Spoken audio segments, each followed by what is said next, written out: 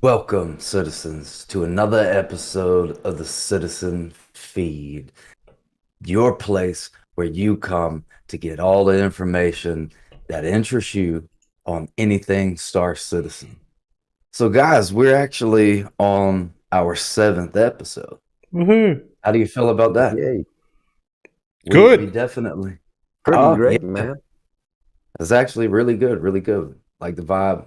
We're doing well for you guys out there. Know that we're continuously working on improving the show, trying to bring you a production level and value that you can appreciate. And honestly, I mean, outside of my constructive criticism to these guys when we get off, and then theirs to me, we're continuing to improve, and we appreciate your interest in the show, the activity level, the comments, the likes, subscriptions. Continue, Yeah, thanks, because that's guys. what. Thanks. All right, now what we're gonna do, transition into week in review. Maz, I want you to lead us on that.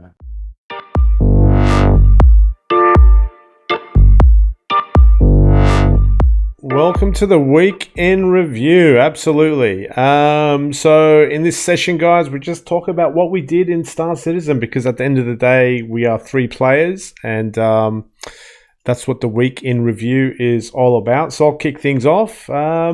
This week, me and two org mates did the 890 jump mission, the beloved 890 jump mission, and we were successful, but I ended up dying because I came in through the front landing pad, and you kind of transition from EVA into plummeting into the hangar, which then promptly broke my legs.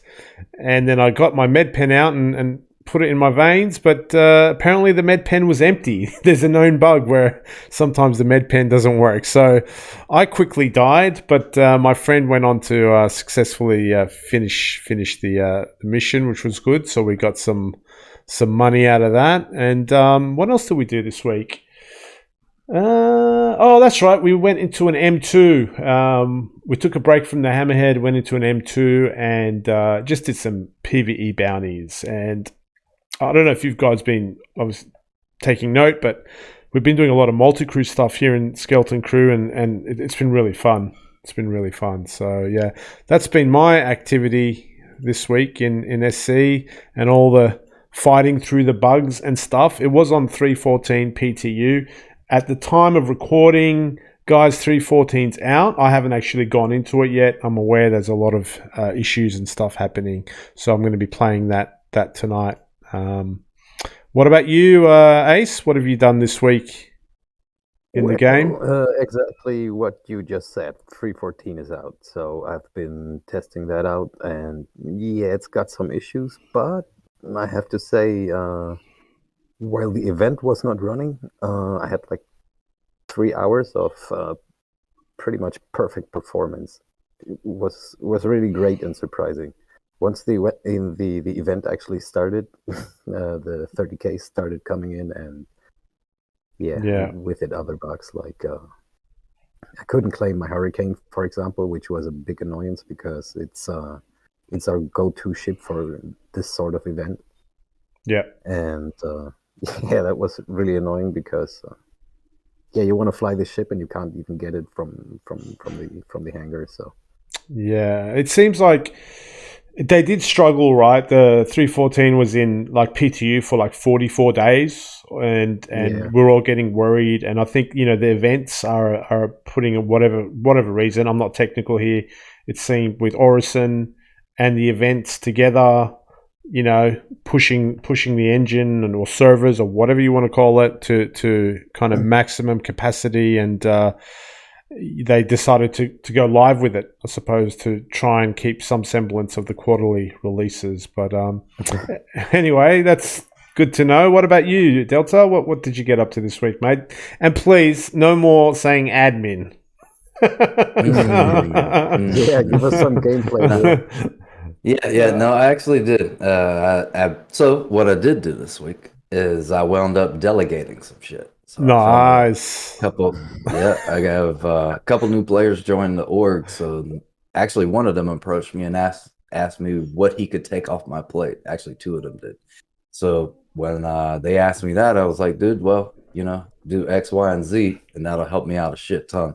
I was able to get in game. So actually, last week before 3.14 rolled out, we decided to run a mining loop, and then we did that for 2 days straight, and wound up getting a pretty decent amount. I mean, obviously, it wasn't what we could have gotten on bounties, but it was more about the experience and just understanding the loop, training new players, came into the game.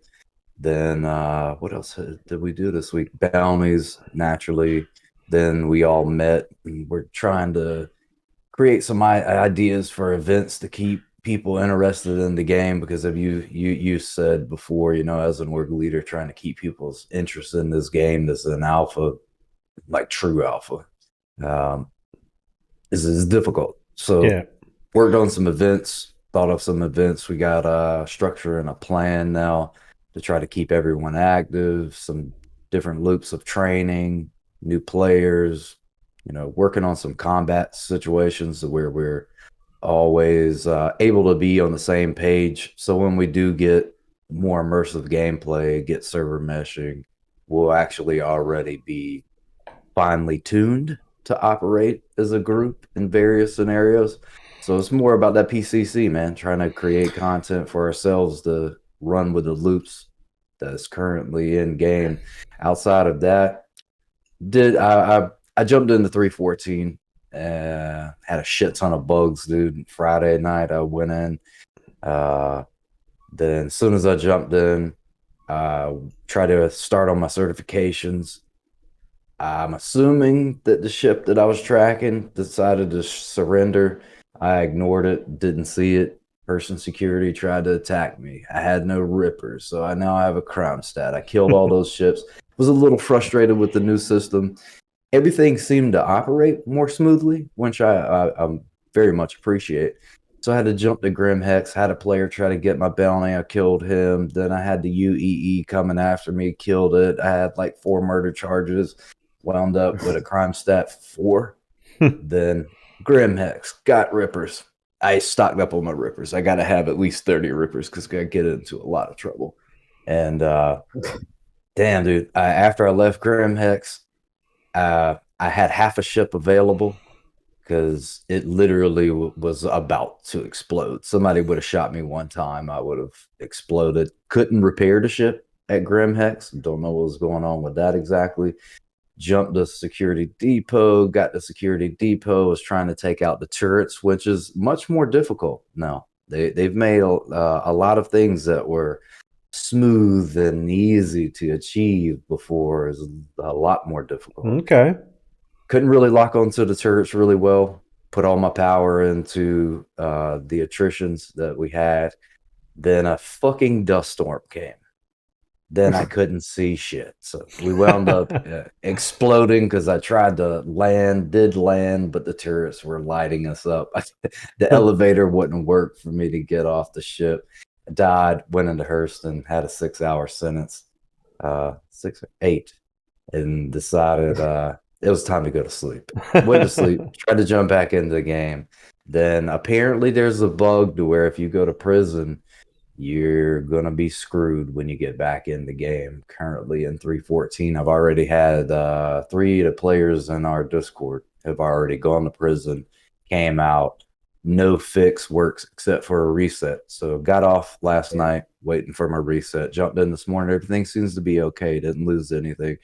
So we'll see. We'll see how the day rolls out. But as far as that's concerned, definitely an eventful week. So you guys asked for gameplay. I have been playing the game, delegating Nice. at this point in time. Good. So you didn't do admin, you delegated admin and you played some games. Awesome, man. Yes, sir. That's what happened. All right. Well, that wraps up our week in review. Over to you, Delta, for the latest media releases.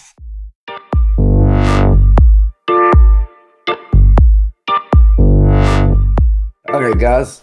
What we're going to do here, transition into Cig Media Releases. In this segment, we're going to focus on some videos that have been released in the past couple of weeks. Now, you'll notice with Star Citizen Live, with it being an hour video, we like to give ourselves a week to take a look at it, because if there's any research that needs to be done, take a deeper look into it. We'll do it always the week after. So we are aware that we're doing it a week late. So Star Citizen Live, the game dev in fiction ship commercials, not a substantial amount of content. I mean, not really a whole lot to talk about outside of we were dealing with Jesse Hildreth and Alex Shaw of in-house Somatics. What they showed us is exactly how they were creating the in-game commercials for the ships. They went through a scenario of how they go about creating that, and it was pretty interesting because was it Jesse Hildreth? He actually has worked on some substantial projects with Disney's Marvel Heaps. movies, Lucas films. So CIG snagged a really good team member there. What did you guys think about the video? I mean, what did you guys take from it? To me, the most interesting information, if you want, was that they actually have like a pop-up motion capture studio in the studio, so they can move the desks around and just turn the system on and just make mocap in the studio without renting an extra place. That was pretty exciting and interesting. And I had thought about how they do the motion capture before, and I was assuming they hire they rent studio time in some studios that are prepared for it and have the equipment in place. But that's even better because it means they can just do stuff on the fly. Yeah, that's a good point. I actually did know that when I was researching some stuff before I really got deep into the game with Squadron 42. Their motion capture stuff was done in their studio. So I had been familiarized with that. What about you, Moss? Not. I mean, it was for me the contrast between Jesse and Alex was an interesting hiring. Like Jesse's got like this huge resume of like Star Wars and Avengers and Mandalorian and all that stuff. And then Alex was a hire from within the community. So he obviously showed some talent with cinematics and stuff. And Star Citizen went and actually hired someone that's directly from the community. So you had these two kind of contrasting backgrounds working together, which I think is quite unique. And that was quite interesting for me. Other than that, the cinematics was interesting. Is it that interesting in my personal opinion? Not really. I'm not really into cinematics, but I've told you guys I'm not really into the kind of technical side of things. Yeah. Especially when it doesn't really impact any sort of gameplay stuff. It's at the end of the day going to maybe be a cutscene, or in Squadron 42 it'll be predominantly in all the cutscenes there and the advertising for the ships that they do and things like that. So it was semi interesting. It was funny during the show. They tried to make like a reclaimer pad ramming animation, scooping up Cuddy. Oh no, what did they use? Well, it was just it ended up just being a reclaimer just zooming over. Oh yeah, that's right. They did delete the Cuddy. Yeah. So yeah, nothing too much to report from there, but it's interesting for people that are obviously into cinematics and animations and stuff. It would have been interesting for them, no doubt. Oh yeah, I bet. So for me, I'm gonna tag along with what you're saying about the disparity between the two. Like one's got this amazing resume, and then the other came from the community. So let's look at that. Let's take CIG. I mean, obviously, some people have issues with CIG and the game and its development, the programming, when things should be done. But as far as a company, it's taking a novel approach to its relationship with its community. For instance, Absolutely. we get, Star Citizen Live, inside Star Citizen. Now, I'm sure there's a debate on what type of information we get, what type of information we should get, but we do. We get information every step along the way. They tell us what they can, because you can't give all information and certain information to the populace, or they'll go batshit crazy. So, I mean, I have to say I have a deep respect for CIG in that regard, because we're constantly in the loop with communication. Not to mention, they're hiring now individuals with amazing resumes, and also they're pulling from their community. I mean, what better is it? What better route could you take than actually pulling individuals, players that are passionate and dedicated about the game from the community? That to me is an amazing step forward, and I don't know any other company that's done that, and I'm sure there is, but first time I've ever heard of it. Yeah, no, it's really neat. It's really neat. It's not that I've heard of any other company doing that, but I can totally recognize that if you see talent, it doesn't matter where it comes from. It's like It doesn't, not at talent is all. talent, man. Especially these days, everything's practical, man. Everyone can learn almost damn near anything they want on their own. All right. Well, if you guys have no other points on the in-fiction ship commercials, we're gonna transition into the Inside Star Citizen, which is production induction summer 2021. Production induction. Production induction. So in this video, we actually had a snapshot of a new small series that Jared defined is going to be called Origin Stories. We're going to get several of these up into Digital Citizen Con. This particular section of the video actually addressed Steph Bedford, who is a production manager. So oftentimes we get exposed to the developers or programmers, artists, etc. But now they decided to bring in a production manager. It always really intrigues me when we get to see the ladies of development, or who is a part of the overall project of Star Citizen or gaming in general. Really intrigues me, because we don't really have a lot of those. Time goes on, we get more and more, so it's definitely always an interest of mine. And so her first project was actually the Nova tank, which I love, by the way. She did a good job on the production management and making sure her team produced an excellent vehicle. She did allude to the fact that they're working on the Vulture. Yeah, that was big project. Yeah. That was huge. some nice bit of news. Yeah. So do you guys know anything about the Vulture? Because that was the first time I had ever heard of it. Oh yeah, it's a one-man salvage ship, basically. It's what the Reclaimer does, but for a small one-man operation. One man is the prospector of salvage. Yeah. Exactly. Yeah, it's a career starter. I call them career starters. The prospect is like a mining career starter, and the Vulture is a Drake ship, first of all. So obviously, I've got one ready to rock and roll when it comes out. And it's the first. Oh, I don't know. It will be the first. It's not the first salvaging ship, because the Reclaimer's out, but it's the career starter. It's kind of where you start. Solo. Ship. Yeah.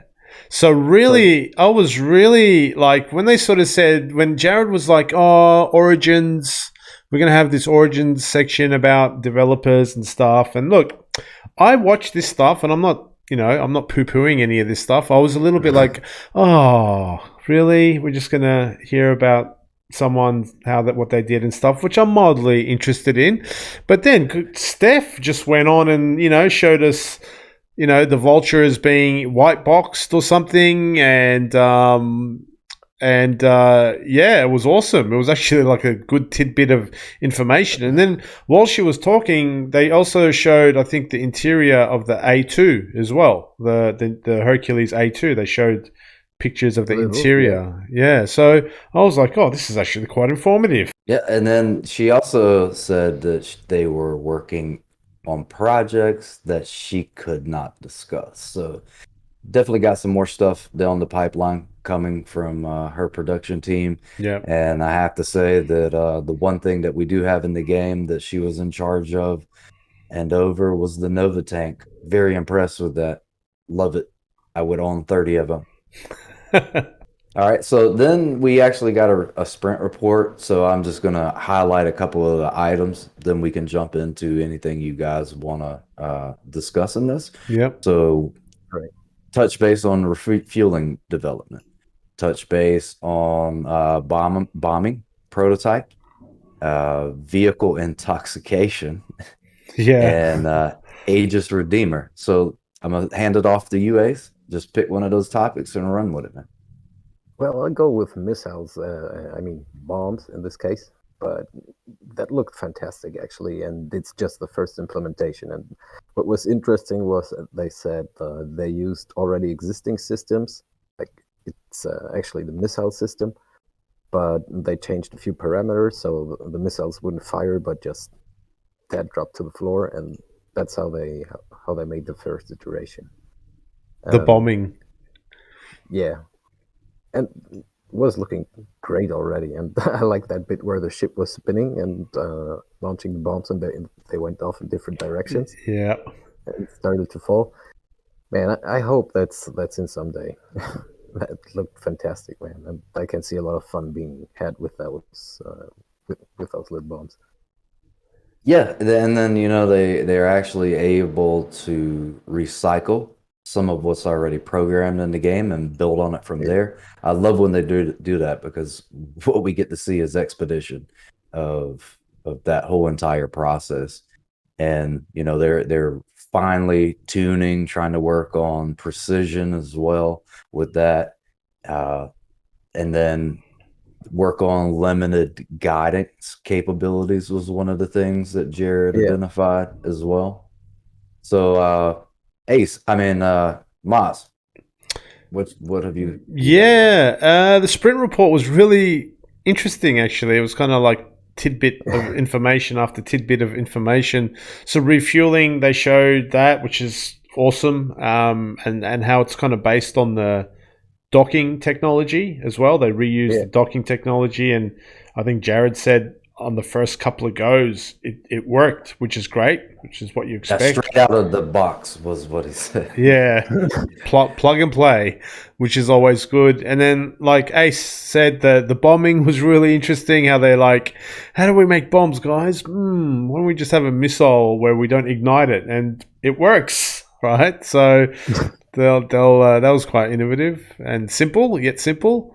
Intoxication effects, but for me, the grey box pictures of the Aegis Redeemer, the gunship, was really cool, and also just seeing the Nyx system kind of height maps. Oh yeah, this was really nice and really impressive. Like the pictures, I kind of took some screenshots and zoomed in, and I was really impressed with the planet tech. Seems to continuously improve in Star Citizen. So, and the next system is where our beloved Levski has disappeared to. So it's back in its rightful place. But really good little sprint report. It was just like bang, bang, bang, bang. So really good.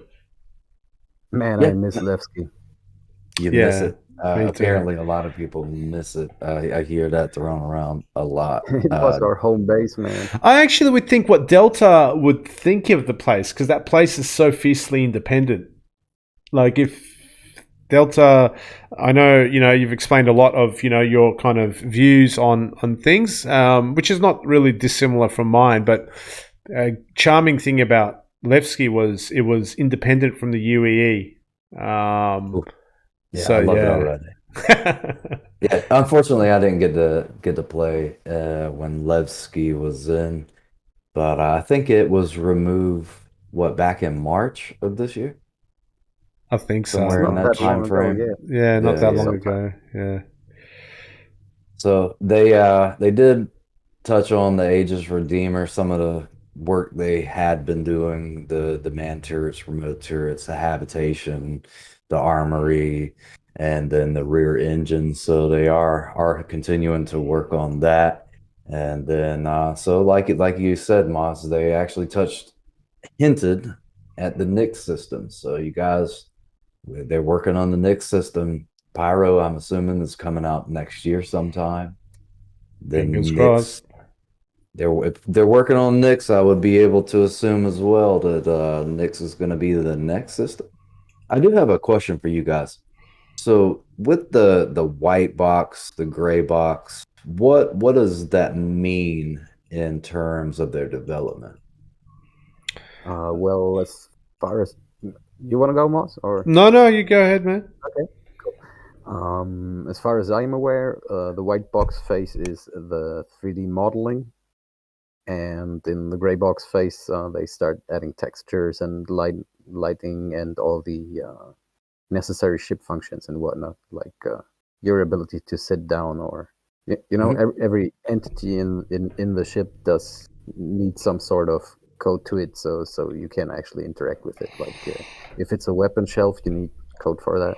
If it's a door, you need the code for the door to open. Even if you have the 3D assets, they don't work by themselves. You need all that stuff. Makes sense to me now. All right, guys, that sums up CIG media releases. Ace, let's move on to ship talk. Ship talk.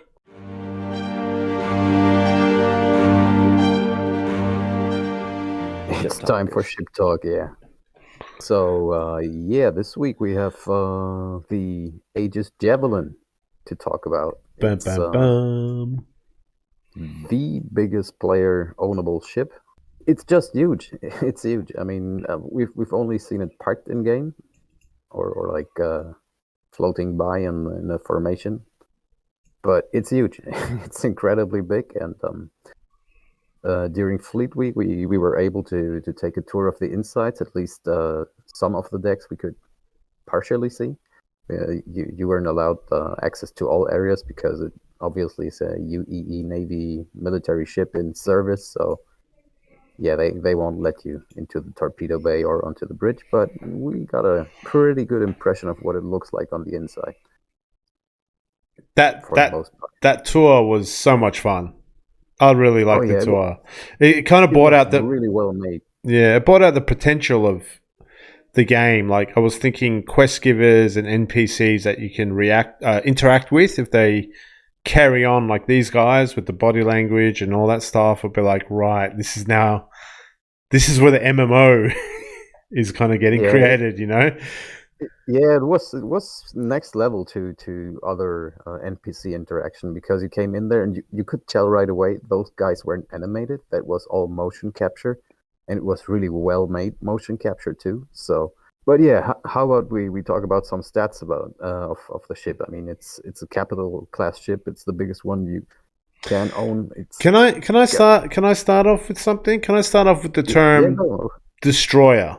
It's a Yeah, I it's can. yes, Yeah, it's that's a exactly what it is. it's a destroyer. Apparently, it's a destroyer, but I have read that there's options to like there's modular rooms and stuff apparently, so it does do multiple roles, but for the UEE essentially it's a destroyer. And me being a little bit like I do love my aviation military stuff, I'm not very good with the Navy stuff, so I went and I wanted to find out what a destroyer actually is. What is the definition of a destroyer? And I found out that a destroyer in terms of the Navy is something that's extremely fast and built to essentially escort something larger, um, and have for long range, and also have a degree of independence as well. But anyway, I didn't know what a destroyer was, so I've always heard of the term destroyer, but that's the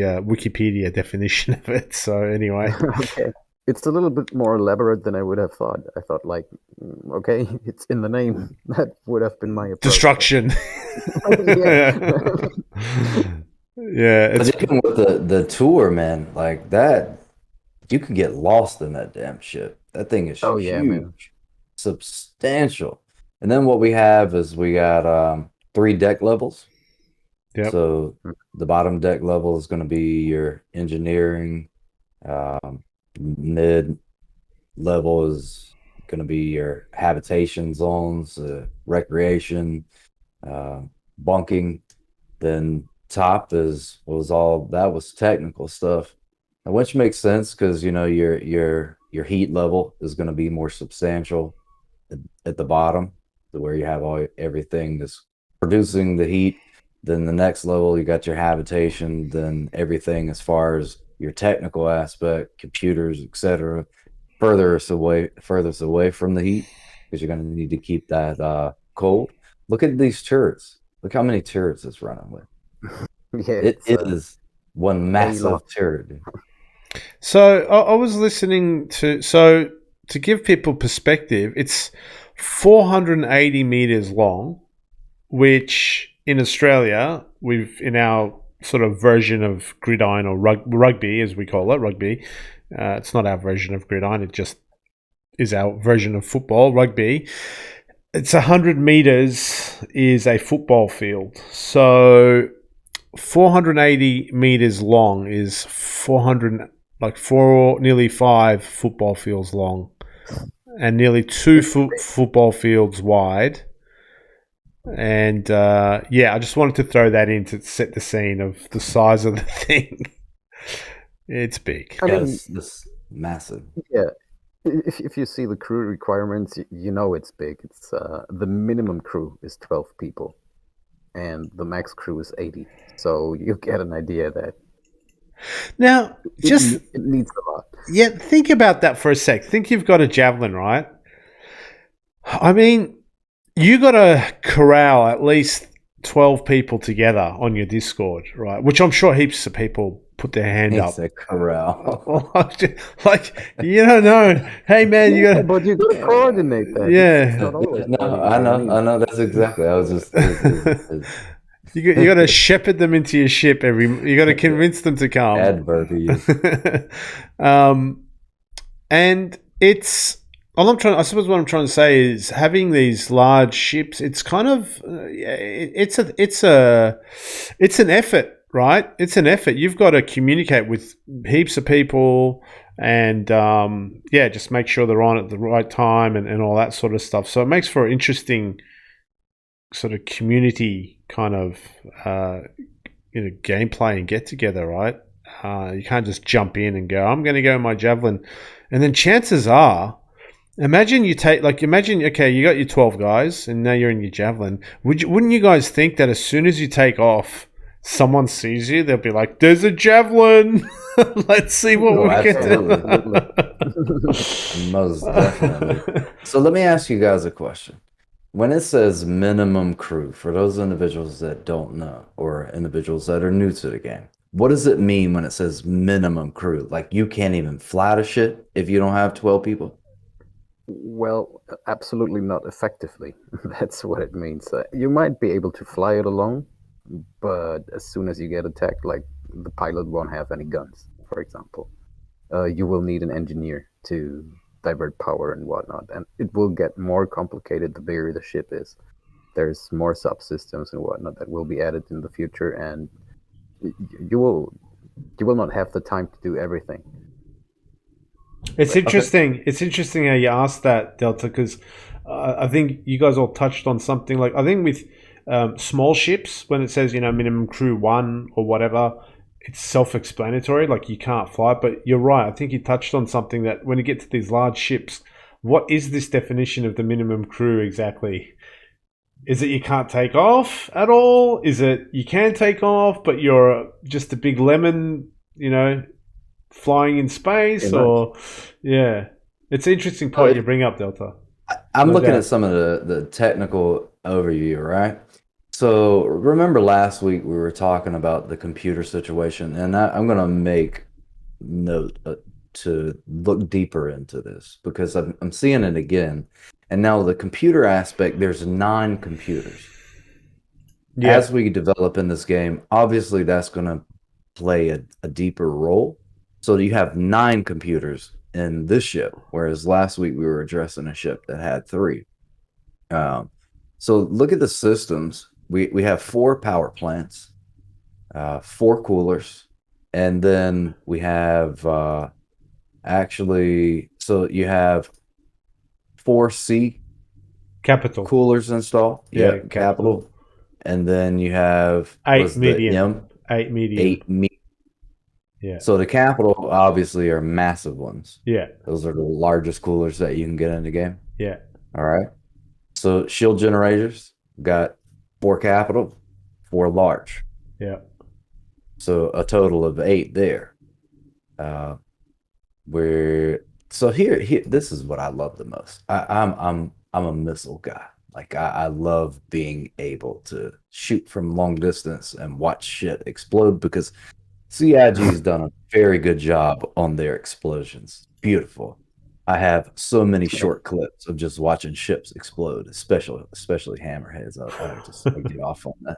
So you have 12 racks, 12 size missiles, or missile size 12, 16 per rack. So 16 size 12 missiles per rack. You have 12 racks. Shitload of missiles. Yep.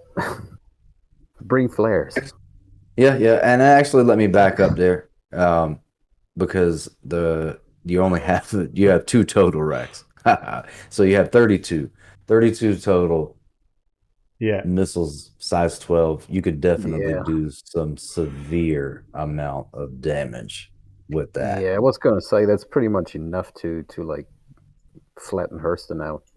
I mean, like the Hurston area, not the whole planet, but yeah. Size 12, man. Like, how big is big. that? I think size 12 Massive. missiles are actually bigger than an arrow.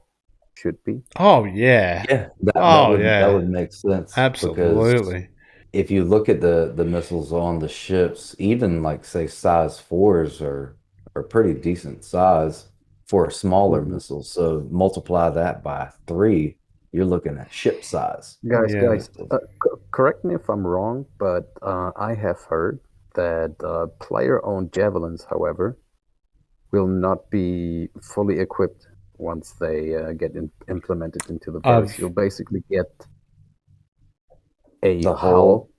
Yeah, and fly it around. We'll have to. Yeah, and we'll have to upgrade it with weaponry and whatnot, and those will be hard to come by and such. I've heard that too.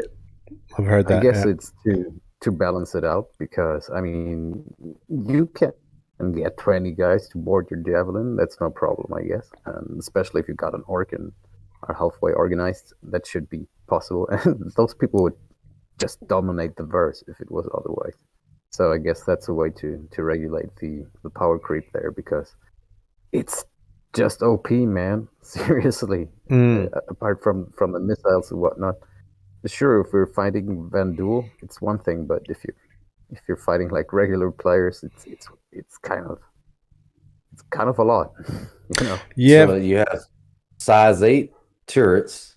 You have two guns per on those. And then you have size 6s as well.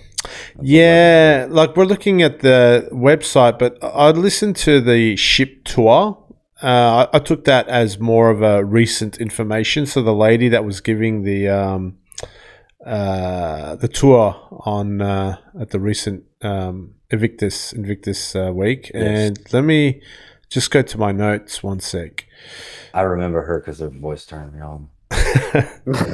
So there's 6 turrets on the sides, right? 3 on each side, right? Those 6 turrets, they've got this dual turret setup. They've got these 2 size 7 cannons for larger ships, and then they've got these size 4 Gatlings for incoming torpedoes, missiles, and small fighters. But they're actually like 2 turrets in one. And there's three of them on each side, which you can see in the picture if you're on the website. And then they had 4 turrets on the bow of the ship, and 3 on the underside as well, sort of on the front. The bow's the front, right? Again, I'm not a Navy guy, but the bow I think is the front, and the stern is the back. Do you guys know? No. I don't know anything Let me. about that. It is because I can see it in the picture. It took me 40 years to learn which side is starboard. Yeah, the front. The bow is the front. So yeah. So I was thinking, is the weak point of the Javelin, if you from the pictures I'm looking at, is it the back? Like, do you try and get in behind the thrusters and pump away at it from there? Maybe, I don't know if you can survive everything else. Well, you said from the back. Now, there was one video that I watched, and they were supposed to have track turrets on the back end. Oh, okay. Yeah. Okay. So that was, if I remember correctly, I do think that they had programmed, because it was an older video though. Yeah. This was much older. This was back when what's Chris Roberts' wife's name? Sandy Gardner. Yes, Sandy and another guy had a show around the verse. So this was a really old show. Yeah. Well, it's funny. It's funny. The turret tour lady. Again, I might have made a mistake, but she starts off by saying there's 15 turrets, right? And I'm going, okay. I'm noting this down. 6 on each, 6 on the side, so 3 down each side, so that's 6. Then she said there's 4 on the bow. So that makes it 10 in total. And then she said there's 3 gunners on the underside of the bow. So that makes it 13. So there's 2 other turrets that she kind of didn't explain the position of. And I'm wondering if they're the bow turrets that you're referring to, Delta. I'm not sure. But that would make sense because I think there are 2 turrets on track. Might also be the main guns. It's got like a big main gun, right? Yeah. Yes. I'm not exactly sure though. I can't tell you because the ship matrix has nothing on that. Yeah. And it's not even accurate most of the time anyway. So a lot of the times without Urkel, we're pissing in the wind. The other thing is, I don't really believe the lady who gave the speech either, because she was lying through her teeth. She was saying the Javelin during the Xenothreat event took whatever many kills, and I was there, dude. It was just parked, and they were chilling and playing cards in there. The CDF was actually doing the killing, so... She works for the government. What do you expect her to say? Everything that comes out of her mouth is going to be lies. She's UAE. And I guess the information on their warships is classified to some degree anyway, so yeah, who knows, man. Yeah, all in all, I think that kind of wraps up our SHIPtalk segment. I mean, it's segment. I'd like to say this. When this does show up, it's a scary bitch. Yeah, it's got main guns, if you like, as well. There must be the other guns, the bigger turrets, which for some reason aren't mentioned in the freaking Matrix. Anyway.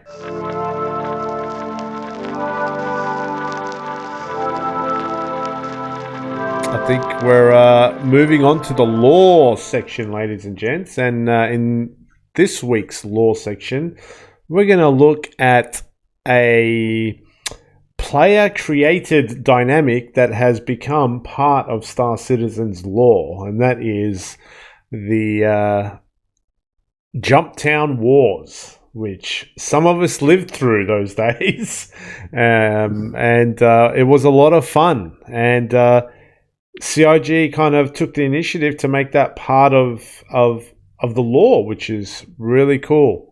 It's kind of documented forever. Some memories that gamers would have had at the time of the thing. So a bit of a synopsis. There's a wonderful video that you showed, Delta, that we should put below in our description, by Astropub. I mean, it's a must watch. It's one of my favorite Star Citizen videos. I was just watching it thinking, holy shit, I'm watching like the History Channel. and I had to like I had to slap myself and go, oh, no, we're talking about a computer game. Like, it's so That was cool. so well made, man. So well made. Yeah, we definitely should remember to put it below. So that went through beautifully and explained kind of the history of it. So essentially, you know, the Stanton system is. I'll try and give a quick synopsis, guys. The Stanton system is, very rich. It's got a lot of planets that are almost Earth size, and they're very diverse and very rich. So naturally, this attracted a first wave of settlers and whatever entrepreneurs and stuff to come and settle these planets. And then, slowly, as governments do, and the UEE gets wind of this vast richness, and they come into the system and they do what they do best, which is obliterate anyone that's there and people's lives are miserable. Yeah, so they hunted down everyone and kind of destroyed their facilities, stopped their businesses, and killed them if necessary.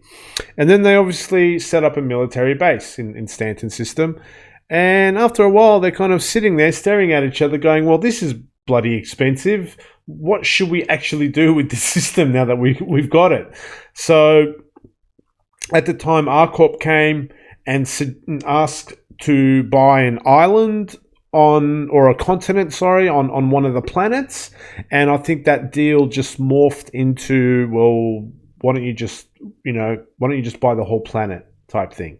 And for the first time in Senate, they discussed, why don't we just sell all of Stanton to different corporations, but we'll have to make sure that they don't get any representation in the Senate, because they could be sort of, their representatives would just be kind of on the side of the corporation. So we'll put that rule in place and we'll sell it to the corporations, and then obviously the corporations moved in, and I think they allowed essentially, entrepreneurs and stuff to also come back and kind of settle different parts of Stanton, focusing in on Yella, where Jumptown's located, which is named after a child. I didn't know that Yella, Daymar, and Selen were named after storybook children, characters in a story. For Baba. That's it, a gift for Baba. It's apparently the name of the book. And, Grimhex or Green Imperial mining ran out of resources, so the people left and kind of criminals moved in there. And, anyway, Jumptown became a Black Widow production facility. And pretty much, yeah, and that's when the poop hit the fan, and human on human violence got unleashed in the form of some of the best PvP memories I have in the verse personally. Those were exciting days. People were everyone became a drug dealer. Drug dealing was the name of the game in the verse, and getting control of this one building became a very hot topic. So yeah, that's kind of the synopsis of the Jumptown Wars. Ace, did you have any memories? Were you involved in it at all, or? No, not really. It pretty much ended this shortly before I actually joined. So right, I only know the stories. But yeah, I missed out on it. And obviously, I bet there was fun to be had. Yeah, Delta? Obviously, you weren't there at the time. Any thoughts? No, I on wasn't. I have a lot of thoughts on this. Actually, I have a lot of thoughts on a lot of things. So, as far as this intrigued me when I ran across it during my initial investigation into the game, because it was a situation to where, and you guys know, I harp on it a lot. Like, I'm with MMOs, it is very important that we have player created content, because that is what makes an MMO. I mean, the devs make the game, but the players bring it alive. and that is player created content. Now, this right here wasn't even something that was necessarily planned. It was an organic event that occurred, Yeah. and it was every man, woman for themselves. It happened as a loop that was found. It was a very profitable loop, as drugs are. And then players started to jump in, pirates started to come, then money was to be made in multiple aspects. Then you have those self-righteous people that decided they wanted to be vigilantes and assist the UEE, asserting force where it shouldn't be at anyway. Then it occurred over a period of a couple of months. It was so intense. It was so intrinsic to the gameplay at that time that it got recorded into lore. Like, it is a part of the lore. And when you talk about Jumptown Wars, you're not talking about something that CIG sat around and was like, oh, well, we need to think of a nice narrative to put here. This was created by the players. This is the players' history. It was player created content. And it's actually to be honest with you, I'm gonna back up and say not probably. It is, to me, one of the most interesting entries of lore due to the fact that players created it. I have oftentimes, while in game, heard multiple people that were involved in it reminisce and have that nostalgia from experiencing it, especially from a PvP aspect. Those individuals that were there to experience the PvP are very nostalgic about their experience and long to return to that. So I'm hoping that I get to be a part of an event that is organic, nothing is planned. You know, Yeah. all PCC doesn't necessarily have to be planned as an event. This right here was organic, and probably one of the most organic events I've ever seen, or now able to read about and research in an MMO, and that's really what caught my attention. It's really one of those cases where CIG made a sandbox with some tools, and the players went in and just created their own dynamic. And I don't even think CIG thought that this would happen. And yeah, it was awesome, man. I got some wonderful memories of myself being stuck under the building with a sniper rifle and guys coming down thinking that I'm in the building because my marker was so close to the building, and going into the building and I'd kill a few guys, and then I remember a hammerhead coming down trying to shoot me out from under the building, and another ship's coming to attacking the hammerhead, and it was just like a chain reaction of stuff. And at one point I was just sitting under the building.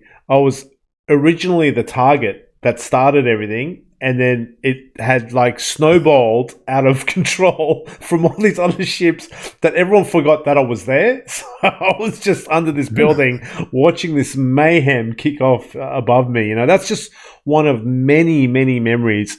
I remember another time when there was another guy who was a criminal, and I think he'd kind of pre-planned this. He went in and had his back against the wall inside the building with, I don't know, rail guns or whatever was available at the time. And he was just, anyone that was going in there was getting obliterated by this guy. He was just one of those guys that was sitting on a stack of ammo with a rail gun pointed at the doorway and just ready for people to come in. And, you know, another time, it was the unique thing for me about Jumptown was that it was a blend. Like, you know, you go to Security Port Korea and it's a dogfight. Mm-hmm. You go to Grimhex, it's a dogfight. You go to Porto, it's a dogfight. You go into a bunker mission, it's FPS. This was the first FPS blending with combat, air combat, that I saw. Like, people on the ground, people in the air, multiple groups, you know, on the ground and in the air. And back then, we didn't even have things like, you know, the missile launchers and things like that. Like right now, if we had that same dynamic, it'd be what's the vehicle that launches? I've got one, but I forgot the name of it. The Cyclone MT. No, the other one with the anti-air. You mean the RG one? Basilisk? Is that a basilisk? Oh yeah, Ballista. Basilisk. Yeah. Ballista. Ballista, that's it. Sorry, the basilisk. Ballista. Yeah, that's it. Like I could imagine now, like it would be an amazing scene, like if Jumptown came back. So yeah, Dude, could you imagine having a bomber during that time? yeah, and then a bomber just comes and carpet bombs everyone that's there. Or the Nova tank?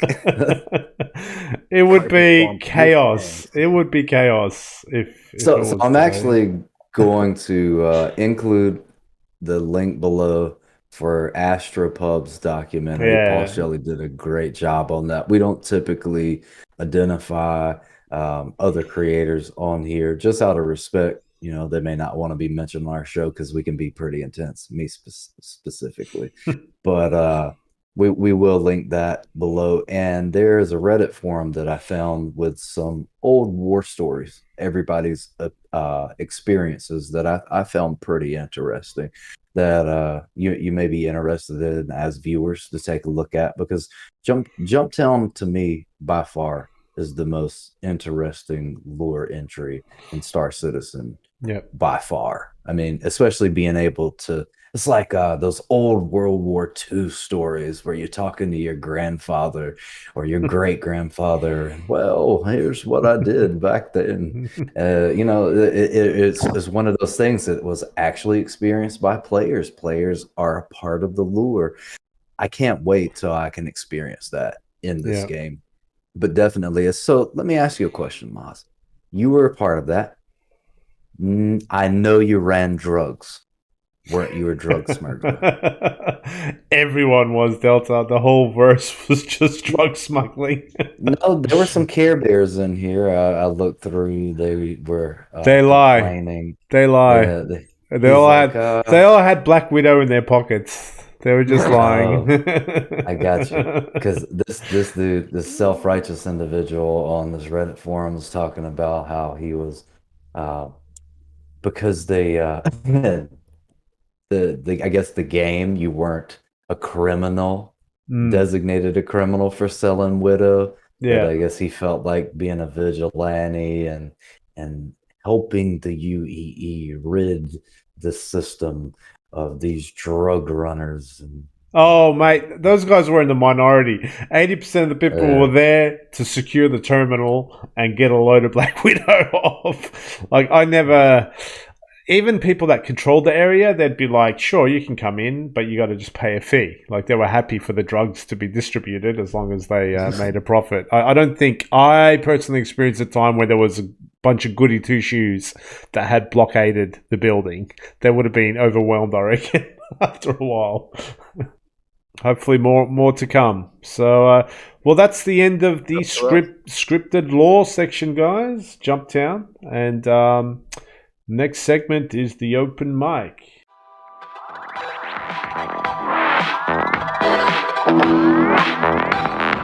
With Ace. Yeah, let's go. Open mics. So I just gonna kick it off and talk about what interests me right now, which is 314, man, Ninetales Lockdown. I've been trying to actually do the mission on both sides. I want to mention I went in without Crimestead and I went with Crimestead. It's pretty much the same mission. Only the only thing is, as CDF member, you protect the scanning ships from the Ninetales, and if you play for the Ninetales, you destroy the scanning ships. It's What are the scanning ships? I couldn't make them out, actually. I was so busy blowing up hammerheads that I saw there were actual scanning ships. I guess like what's the small tortoise one called? Terrapin. Oh, terrapins. Yeah, that would make sense. I'm not sure they're terrapins though. Oh, okay. a lot of hammerheads to kill. The part that did actually work was incredibly fun. It was great teamwork. We went there in a fully crewed Carrack. Damn, that thing shred. Like really, really badly. The hammerheads had no chance. I think the AIs were a little bit stupid, but overall the Carrack performed like a machine. It was great. Nice. Did you have you finished a Nine Tails mission or No, no? no, we didn't get to finish. Every time it's kind of split up into segments. Like in the first one, you need to get there and protect the scanning ships while they're performing the scans. Yeah. And once they're done scanning, they locate the fleet you have to destroy. Every time that one segment was finished, everybody 30k. Once we Wow. got to the fleet, everybody 30k. So yeah, I didn't get to finish it yet on neither side. So yeah, that's what's up for today. 314. Hopefully they'll be able to stabilize it. It's extremely unstable at the moment, so expect. Need to work fucking overtime this week. I mean, it's the first release of a patch, and it's pretty much always like that when they launch a new one. We gotta wait for that .x patch to come sometime this weekend. Hopefully things will settle down, iron themselves out. Yeah. Cool. My turn. Open mic. Mine's a philosophical thing. It's That was my major. there you go. I was thinking like I don't even know how to really frame it, but I'm going to just go ahead. So the ideal Star Citizen player, the guy that joins your org. Not only do we have to put up with the alpha side of things, forget about that, right? That's one part of it. Being resilient and understanding your expectations are to test for the next 3, 4, 5 years. But also with the things like the Javelin, right? And engineering posts and turrets and things like that.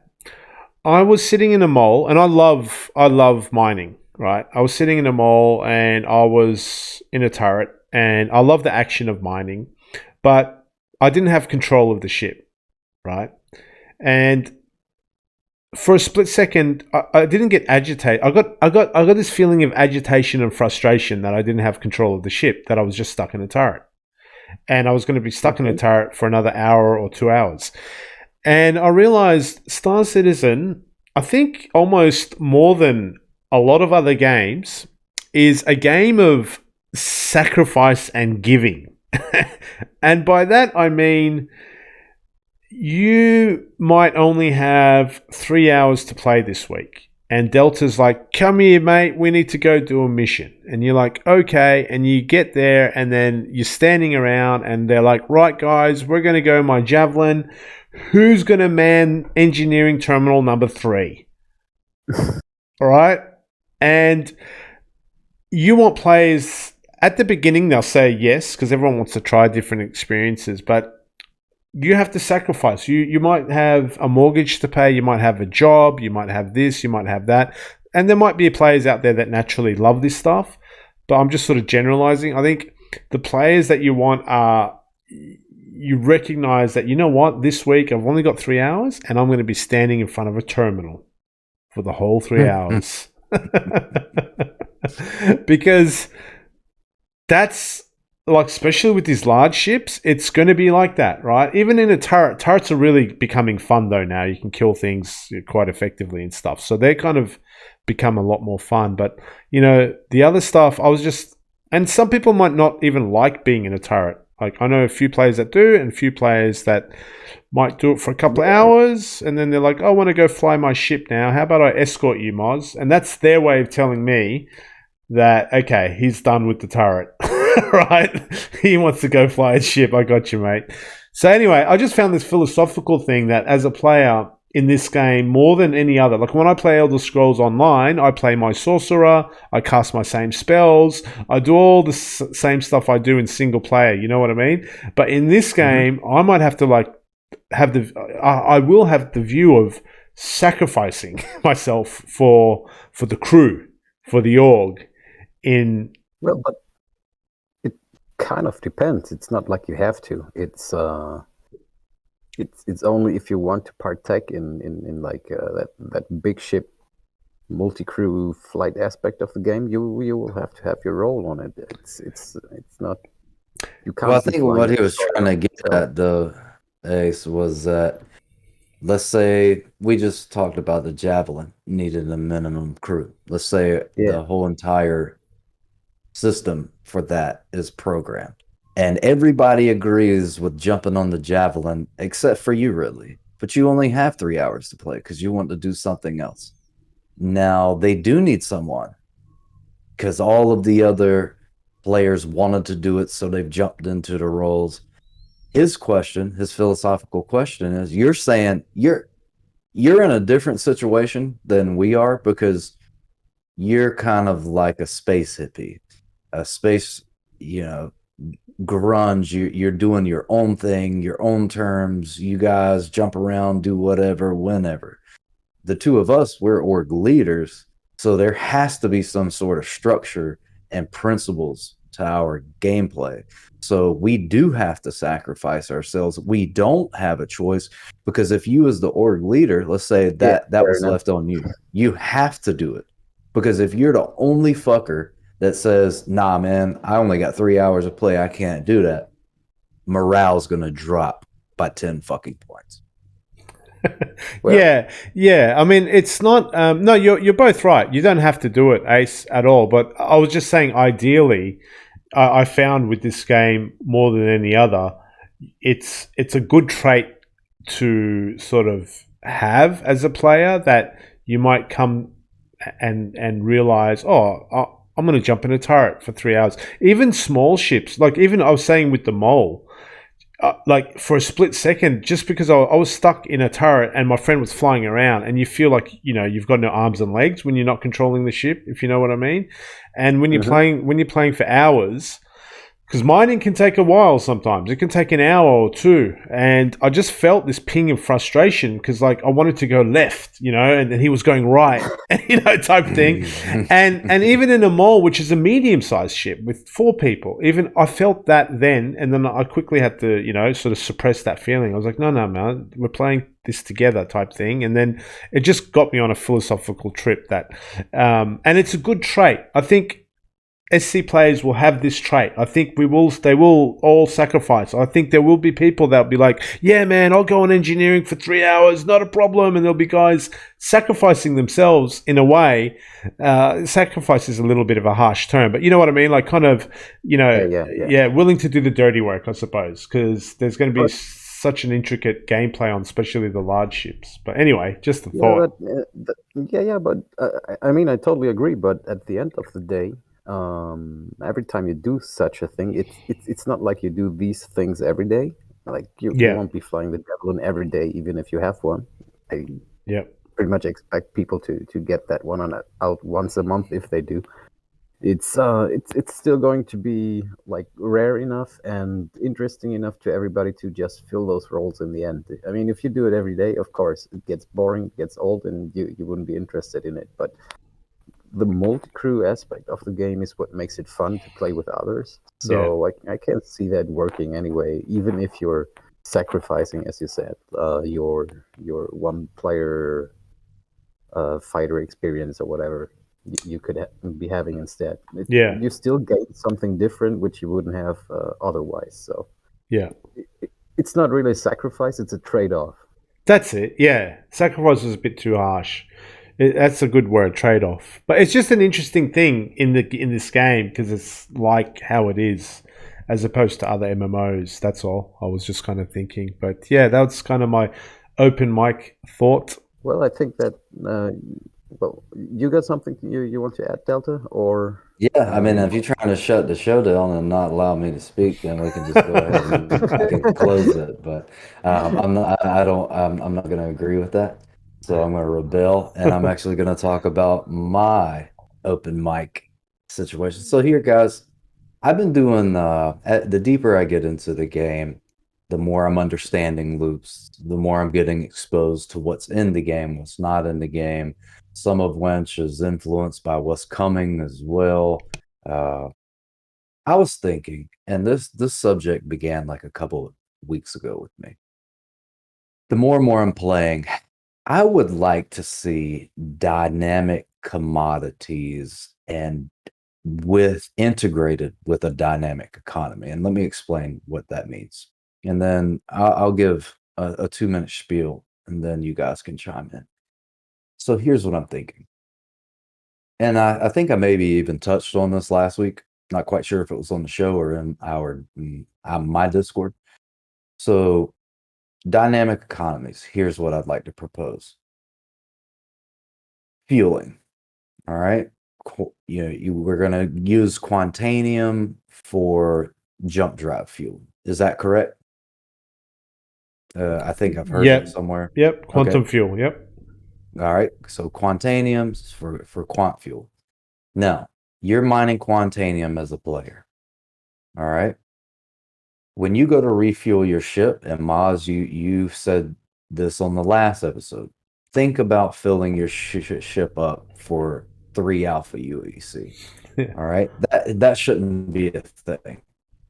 But when you go to fill your ship up, there should be a day when you go to fill it up and you can't fill it up. So you can't leave Evers Harbor. But why would you say that, Delta? Because mining. If no one's mining Quantanium, there should not be any quant fuel in the system. All right. So the Quantanium that's mined needs to go back in the system. So let's say you're going to ArcCorp, Area 18. You've refined it, you're delivering that cargo, you send it to Area 18. Now, once it's at Area 18, it can go for distribution. Cargo haulers come in, they want to transport this to Pio, to Everest, to Lorville, New Babbage, wherever. But those areas only get the amount of quant that was delivered to them from a delivery. So now when you go to fill up, if there's nothing to use to fill up, you're stuck there. So now you need to figure out how you're leaving, because that would definitely be a player created economy, and it would check a lot of the systems. So then the prices could fluctuate with that as well. And so should any other thing in the game as far as hydrogen. Like we should have the opportunity to maybe have some sort of ship, or when base building comes in, you could have a facility that goes to microtech and breaks down the ice, separates oxygen and the hydrogen. So now you got the commodity of hydrogen and oxygen. So you guys see where I'm going with this. I would really love to see that aspect of the game one day being played into it. Will they go that far with it? I seriously doubt it. But if we did that, Well, man, I'm all for hardcore systems, but yeah, it's interesting. So with hydrogen, you have fuel scoops, right? And you're able to harvest hydrogen from gas clouds and things like that. So for Quantanium, I'm kind of down with what you're saying, but a little bit of a softer approach. So I hear what you're saying, Delta, to answer your question. You know, that's a great thought. hardcore. Everything I have is hardcore. That's it.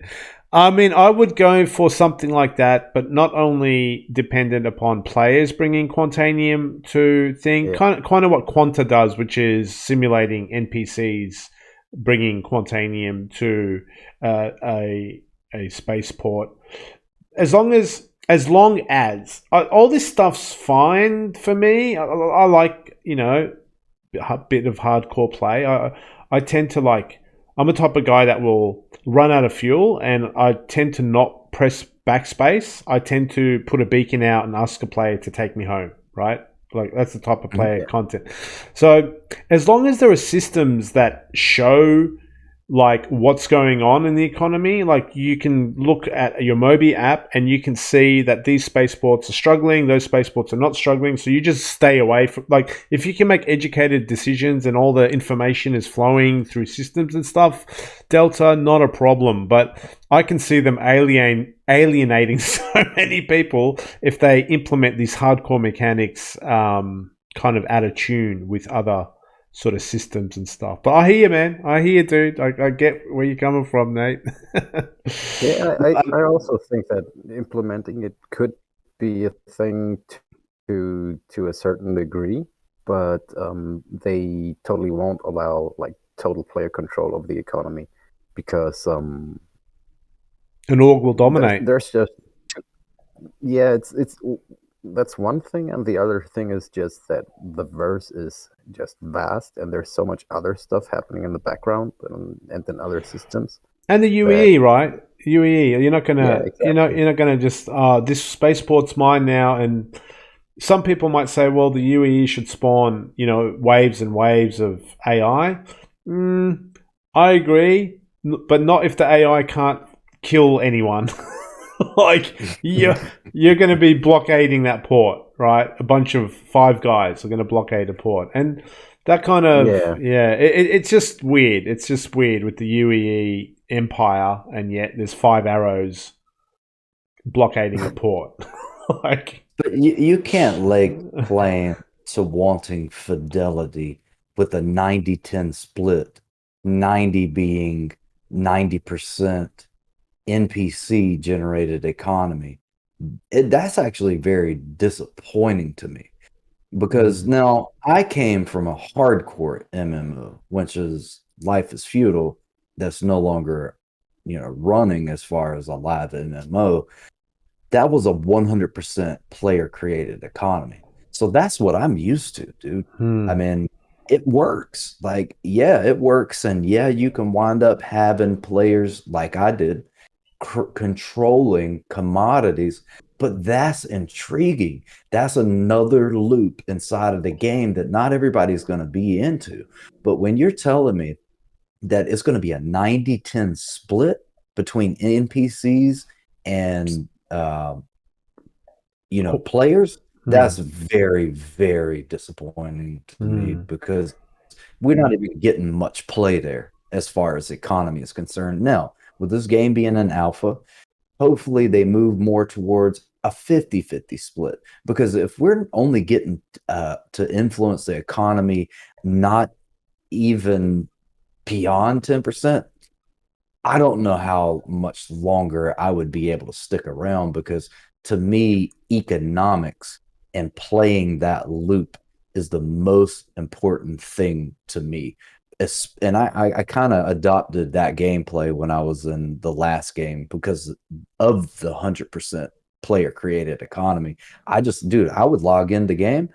If we came in on the podcast, you'd say, Delta, what you been doing this week? Man, I've been grinding in the trade post, figured out some commodities. I've been watching the prices fluctuate. So it's a lot like trading crypto and stocks in real life. I'm obsessed with that stuff. Yeah. And watching numbers fluctuate and seeing trends and how orgs or guilds at the time were listing things and then competing on price, breaking down price. I had it to where I figured out how to control it through market manipulation, and having that loop in the game, I was obsessed with it because I was playing the game on my phone because we could do trading through the trade posts on our phones and make money and stuff, whatnot, just by playing that. And that's really where I put a lot of my time. So that had me thinking about the dynamic commodities and what I'd like to see come into the game. But CIG, dude, or guys, gals, we're going to definitely have to focus on allowing the players in the future have, More a higher influence. split, more influence on the economy, because you do have players out here that are obsessed with that kind of stuff. Now, I understand. I've explained this dynamic economy situation to other players, and I've noticed that there's a lot of fucking whining about, oh, I don't want to do that. Like, I don't want you to want to fucking do it. I want to do it. Like, you get what I'm saying? Like, that's cool. You ain't gotta want to do that. Like, there's a lot of lazy people in this damn game that I have personally experienced. So I'm not blasting that out across everybody. Those players that I can't stand players like that. Like, you trying to take something from me, I'm not trying to force you to do. Yeah. Well, it impacts them though too, right? Like if you can manipulate or control market segments that impact their gameplay, that impacts them, right? Like if you, I don't know. Yeah, but but if you're a badass PvPer and I continuously fuck you up, then that impacts you. So we're gonna take PvP out of the game. Yeah. So Yeah, like I'm is huge for me. yeah. Yeah, I'm somewhere in the middle. I want it to I just don't want to see Five Guys like changing the economy. But I hear, It man. I hear. happens Absolutely in hear. real life. It happens in real life. Yeah, that's You true. want fidelity? That's what fidelity's supposed to be. There we go. Yeah. But yeah, it's interesting. Yeah. Interesting. See what happens. We'll have to see where it goes. Yeah. Yeah.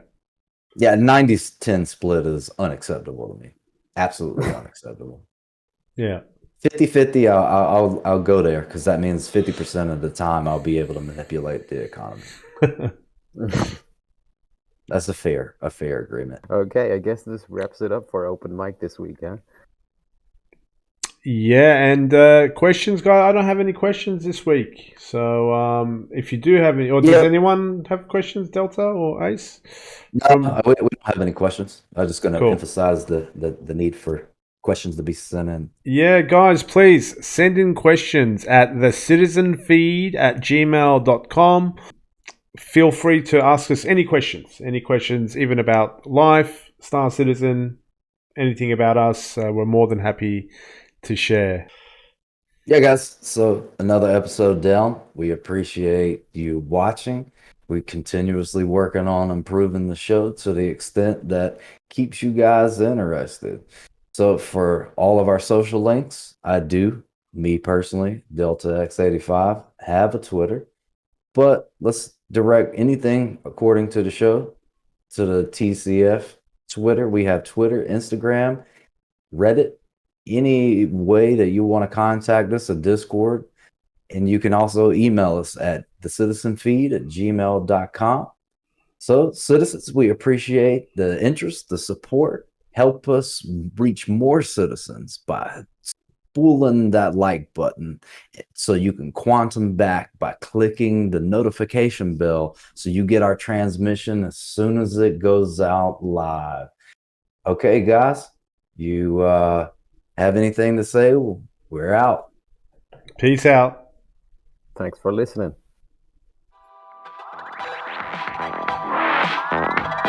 Thank you.